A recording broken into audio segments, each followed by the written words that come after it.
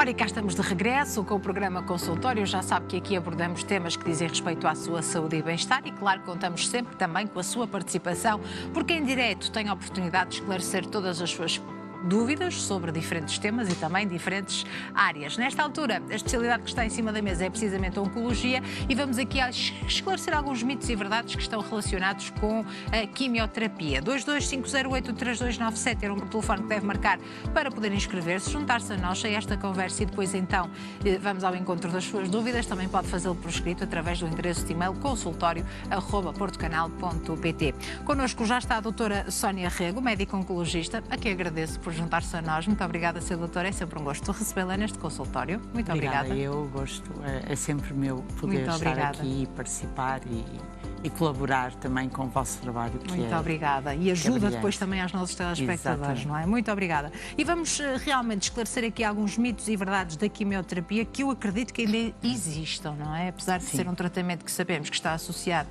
à doença oncológica, ainda existam. Vamos explicar o que é a quimioterapia antes de avançarmos para aquelas questões que são muito comuns, não é? Exatamente. O próprio cancro em si já tem aquele estigma todo que já temos vindo aqui a falar. E a quimioterapia não tem menos. Pois. Portanto, cada vez mais eu acredito que o fato de haver também aqui alguma...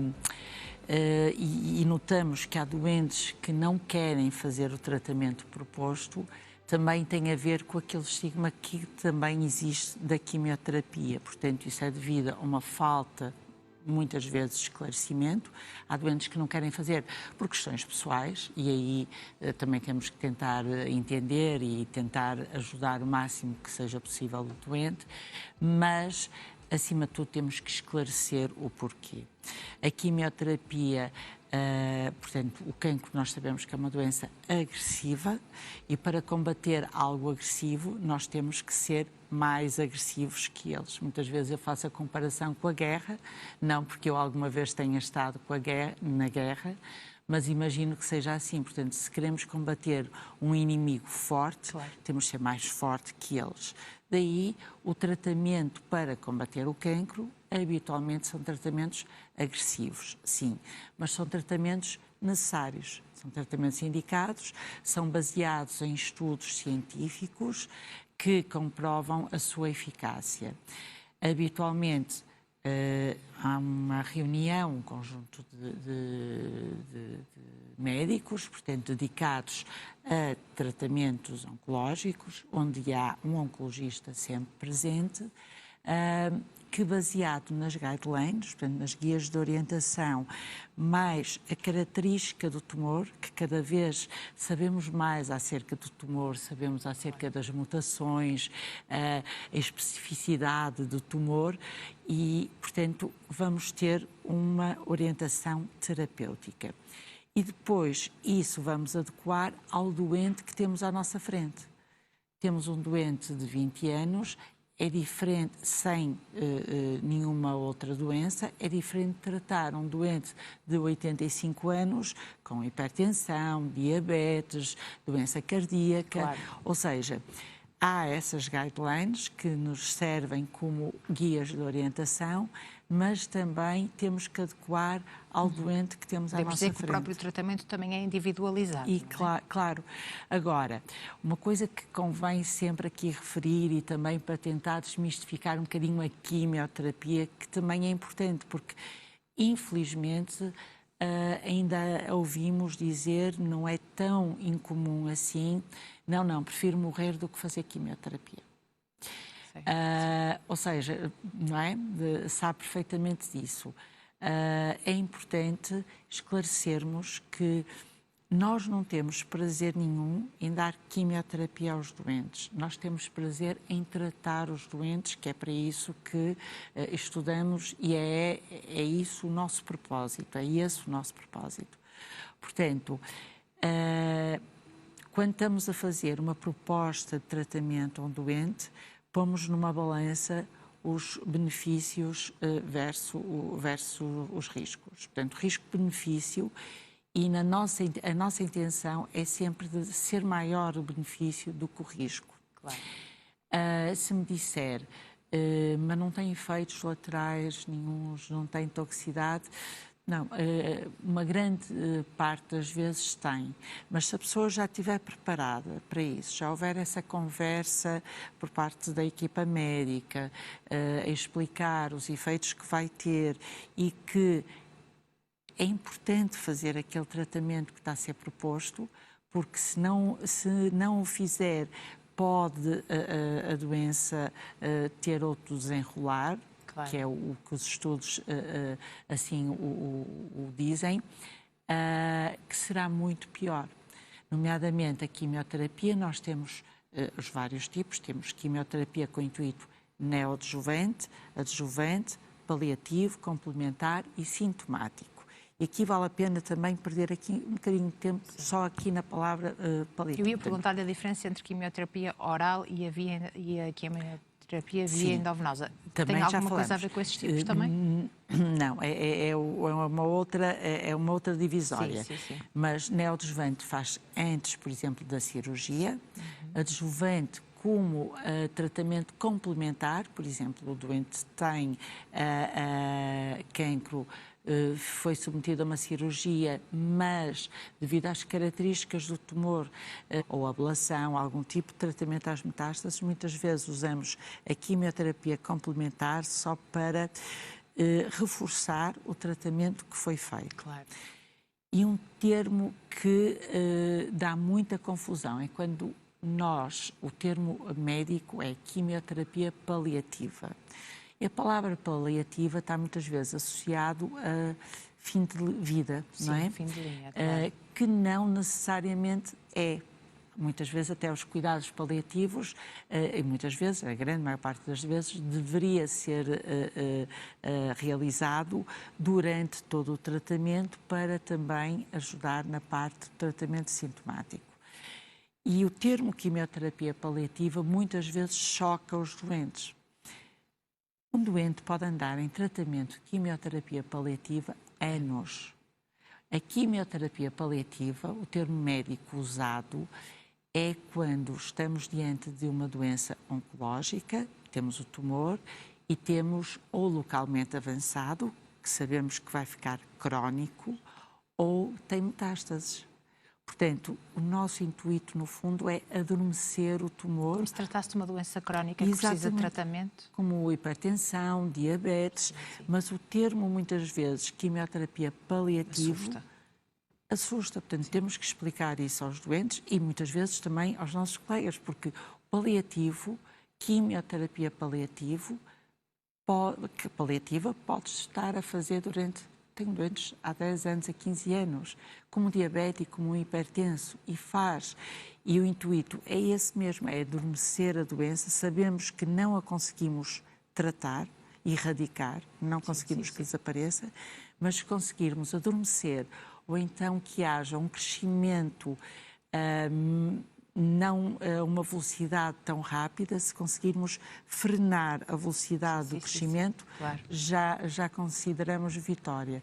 Portanto, esta parte de explicar quimioterapia paliativa, que não é para tratamento em fim de linha, um grande número de vezes, é importante e faz parte do médico que está a seguir o doente, o oncologista, explicar isso ao doente, ou então, quando tem a oportunidade nesses programas e vocês nos abrirem a casa, sem dúvida alguma, é uma grande ajuda. E há um outro intuito também, que é quimioterapia com intuito sintomático. Ou seja, estamos a falar de uma doença bastante avançada e que, no fundo, sabemos que não a vamos conseguir tratar, mas o que é que vamos tentar? Vamos tentar que os sintomas que ela possa causar, a própria doença, conseguir tentar minorizar. Por exemplo... Devolver qualidade de vida àquela pessoa. Exatamente. Por exemplo, um cancro de ovário ou cancro do intestino, muitas vezes dá a SCIT. A SCIT é vulgarmente conhecida barriga d'água. Muitas das vezes estamos a fazer quimioterapia com o intuito de a ascite não crescer com a velocidade que cresceria se não tivéssemos a fazer.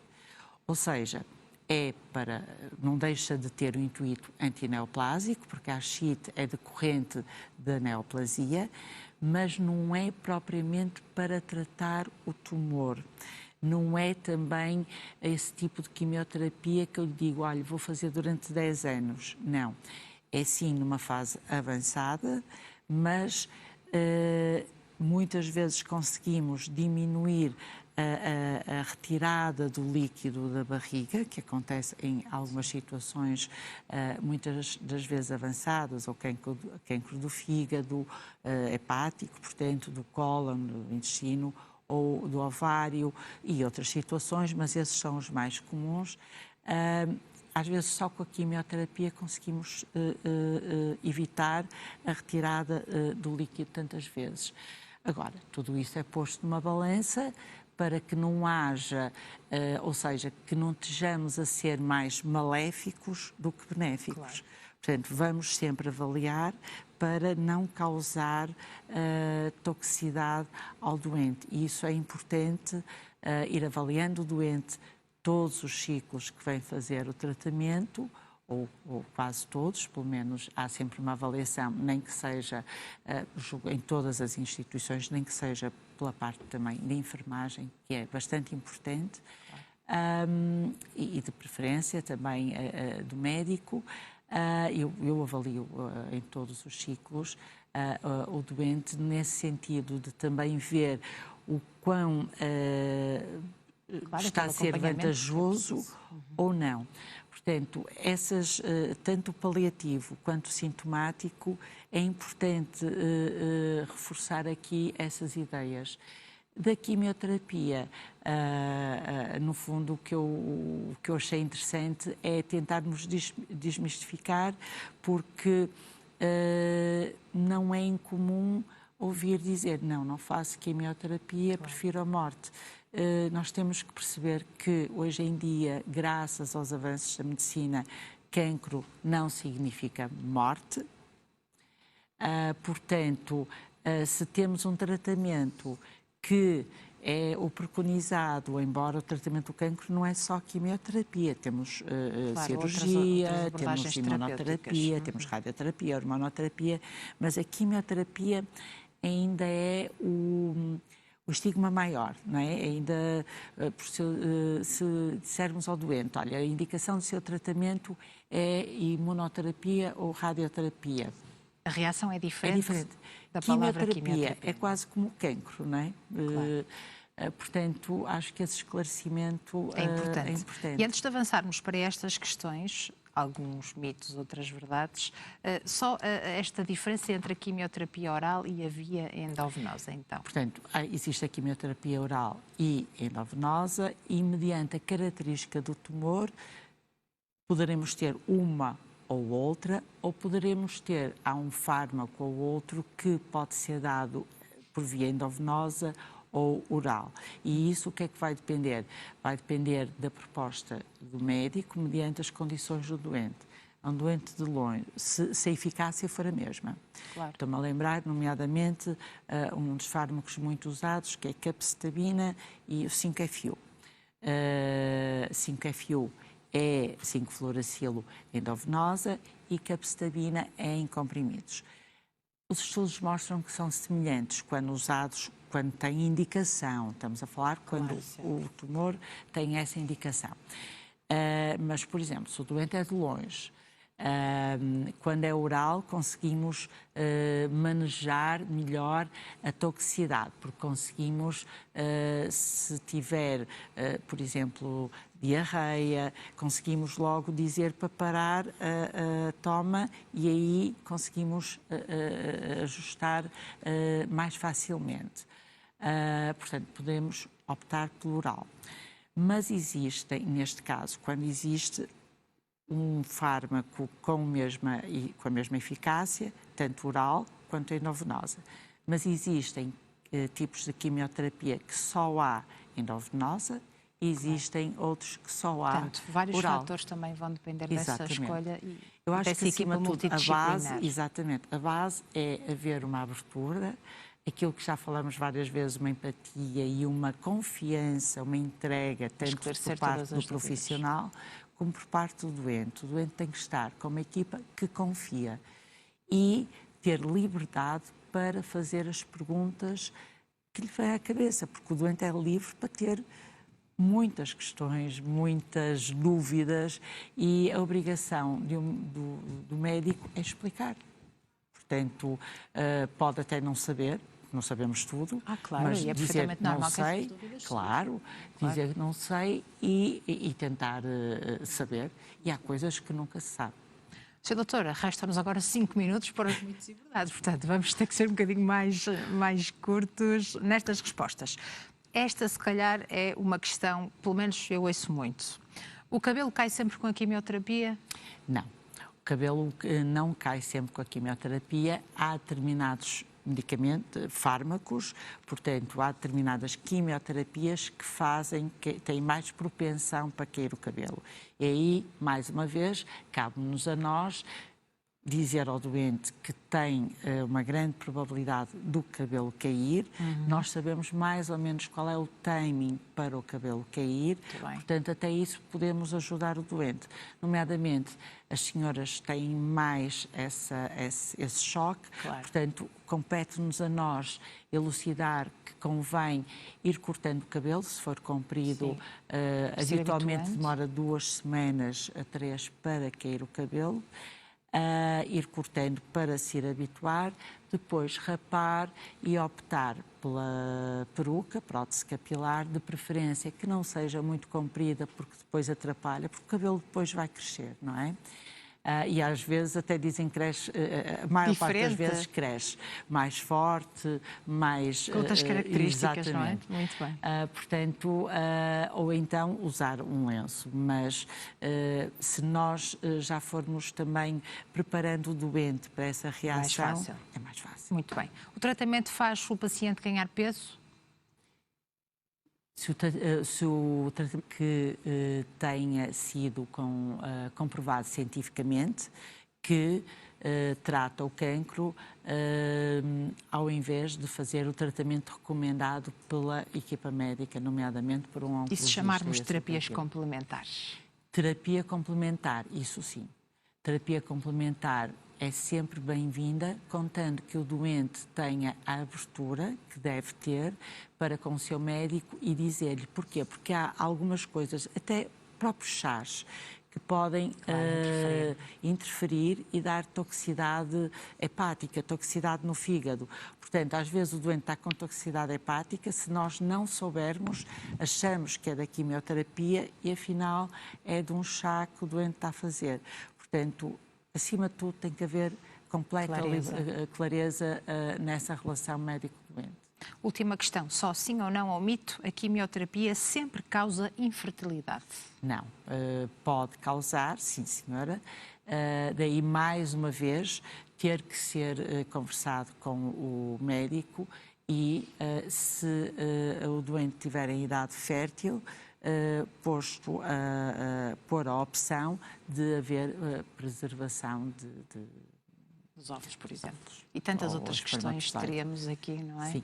Para discutir e há para explorar muitos mitos e verdades, e as com pessoas podem, inclusive, também depois participar e podem até mandar e-mails e fazermos novamente, mas eu julgo que a introdução de clarificar sem um bocadinho dúvida, a quimioterapia também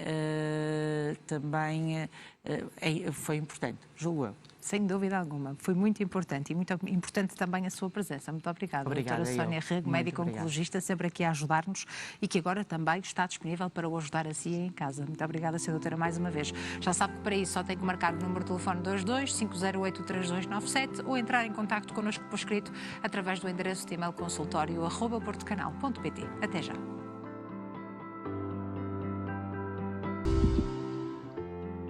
Estamos de regresso após este curtíssimo intervalo, agora com a última parte do programa Consultório, edição de sexta-feira. Vamos então terminar esta semana consigo, com as suas dúvidas relacionadas com a oncologia, também as questões que aqui abordamos, mitos e verdades relacionadas com a quimioterapia. Já sabe que para participar só tem que marcar o número de telefone 22 508 3297 ou pode também enviar para o nosso endereço de e-mail consultório@portocanal.pt todas as suas questões. Doutora Sónia Rego, médica oncologista, continua connosco. Agradeço mais uma vez. Muito obrigada, Sra. Doutora. Este esclarecimento sobre os diferentes tipos de quimioterapia, tenho a certeza que foram muito importantes para nós aqui, para quem nos acompanha também lá em casa. Muito obrigada. E recebemos aqui alguns e-mails com algumas dúvidas e eu escolhi começar precisamente por pela importância da família e do apoio que esta deve dar também às pessoas que são diagnosticadas e vão iniciar o seu tratamento. E diz o seguinte: muito boa tarde. A minha tia foi recentemente diagnosticada com cancro e vai começar os tratamentos em breve. Posto isto, queria saber quais são os efeitos colaterais mais comuns que ela pode sentir durante os tratamentos e como é que a nossa família a pode apoiar durante este período para minimizar o seu desconforto e ajudar na recuperação. A Rita tem 36 anos, é do Porto, enviou-nos então este e-mail. Eu acho que tem aqui uma mensagem também muito importante, não é? Exatamente. Assim, Rita, conforme já falei, depende do tipo de quimioterapia. Portanto, mediante a característica do tumor, é administrado um tipo de quimioterapia adequado ao tipo de tumor que tem. E mediante o tipo de quimioterapia, tem os sintomas diferentes. Portanto, cada medicamento acaba por ter sintomatologia diferente. Agora, é importante que o médico esclareça, o oncologista esclareça quais são esses efeitos laterais que o seu familiar poderá sentir. Vocês têm uma peça fundamental, portanto, a família, claro, porque o cancro acaba por não ser só uma doença do doente, é uma doença da família, porque acaba por desestruturar a família como um todo, no sentido que tem que levar a tratamentos, são muitos exames, tratamentos, consultas. Muitas vezes o doente pode ir sozinho, outras vezes não é aconselhável, mas acima de tudo, a melhor forma de ajudar é compreensão. Se houver assim algum segredo que eu possa dizer, eu julgo que é tentar compreender, porque eles têm tendência a ficar, quem está a fazer quimioterapia, uma coisa que eu também esqueci, é que é tanta coisa para falar. Sim, claro. Muitas vezes a quimioterapia interfere também com as terminações nervosas e o doente fica mais nervoso. Claro. Então, muitas vezes nós ouvimos dizer: ele está mais nervoso, a minha mãe está mais nervosa, o meu pai está mais nervoso. Pois, isso não pode ser desculpa para tudo, como eu costumo dizer aos doentes. Tentem também não ter desculpa para tudo, mas habitualmente o doente que está sob tratamento de quimioterapia está mais nervoso também por a ação da quimioterapia nas células de terminação nervosa. Portanto, compreensão e também a palavra-chave para tudo: amor, não é? Claro, amor e carinho. O resto, a forma como pode ajudar a Rita é tentar esclarecer com o médico, a equipa médica que está a seguir o doente, quais são os efeitos laterais mais previsíveis de acontecer.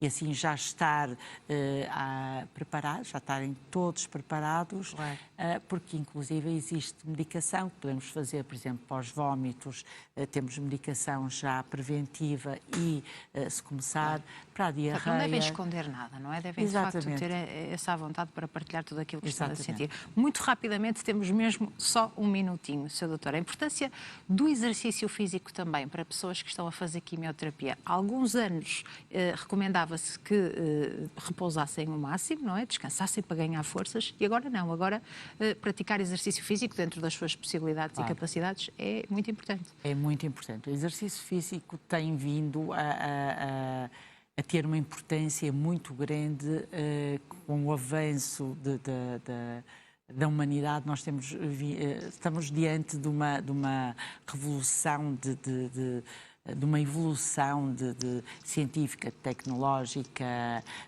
a parte da saúde, tudo, não é? Aqui, com as inteligências artificiais, sim. pronto.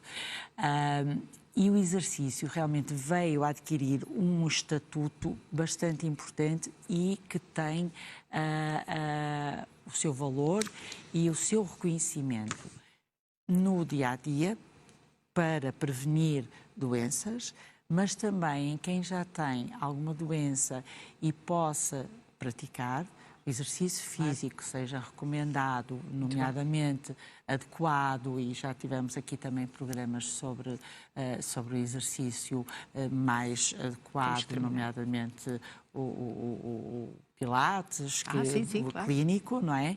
Portanto, é um exercício adequado e que sempre em conformidade também e em congruência com a equipa médica. Achei importante também abordarmos aqui esta última questão para fecharmos então esta sessão relacionada então com quimioterapia. Sra. Doutora, muito obrigada pela sua participação. Foi um gosto recebê-la mais uma vez aqui neste consultório e obrigada por ajudar os nossos telespectadores. Obrigada. Um excelente fim de semana. Até uma próxima oportunidade. Obrigada igualmente. Obrigada pela oportunidade e parabéns ao programa Obrigada mais uma vez. Bom trabalho. Muito obrigada.